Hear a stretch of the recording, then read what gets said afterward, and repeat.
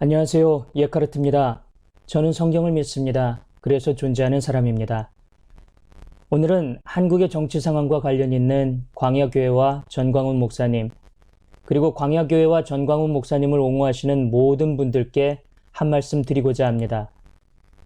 이분들의 주된 논지는 대한민국의 현 정치 상황이 상당히 위험하기 때문에 타종교와 연합을 해서라도 국가적 위기를 타개하는 것이 최우선이 되어야 한다는 겁니다.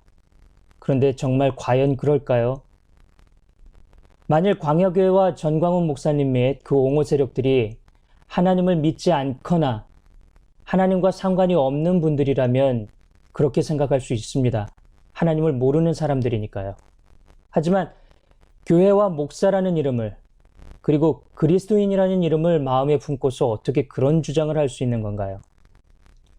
성경 어디에서 하나님의 나라, 하나님의 계획보다 이스라엘 국가의 존립이 먼저 우선시되었던 적이 있었나요? 언제 어떤 선지자들이 이스라엘의 국가적 위기를 모면하기 위해서 이방신이나 이방신을 섬기는 이웃 국가, 왕들과 연합을 허용했던 적이 있었나요? 그걸 잘했다고 했던 적이 있었나요? 엘리야가 할 일이 없어서 바알과 아세라 선지자 850명과 대적을 했겠습니까? 그런데 지금 광야교회는 대한민국이 하나님의 말씀보다 더 중요하다고 주장하고 있습니다. 그리고 그 정치적 목적을 위해서 함께할 수 없는 이방신을 섬기는 자들과 연합을 하며 그들의 신을 인정해주고 있습니다. 과연 이렇게 해서 대한민국의 위기가 해결이 될까요? 결코 그럴 수 없습니다. 성경 어디에서도 하나님을 버리고 이방신을 섬기는 자들과 연합한 자들에게 하나님께서 도움을 주시고 잘했다 칭찬하신 적이 없었습니다. 성경을 아는 어린아이들도 무엇이 잘못되었는지 분명히 분별할 수 있는데 교계에 이름 있다 하시는 유명한 목사님들께서 어찌 이리도 잠잠하시고 또 오히려 옹호하시기까지 하시는지요. 대한민국의 위기를 외면하자는 것이 아닙니다.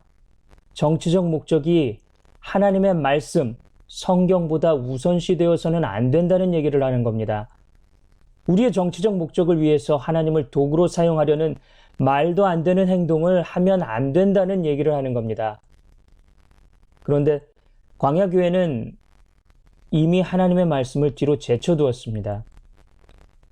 또 어떤 분은 그러시더라고요. 나중에 회개하면 된다고요. 회개할 계획을 세우고 죄를 짓는 것이 합당합니까? 사도 바울의 말처럼 원래 가지였던 이스라엘조차도 하나님께 찍힘을 받았는데 접붙임을 받은 대한민국만은 온전할 수 있다고 생각하십니까? 정말 대한민국을 걱정하신다면 당장에 이방신을 섬기는 자들과의 연합을 멈추고 회개해야 합니다.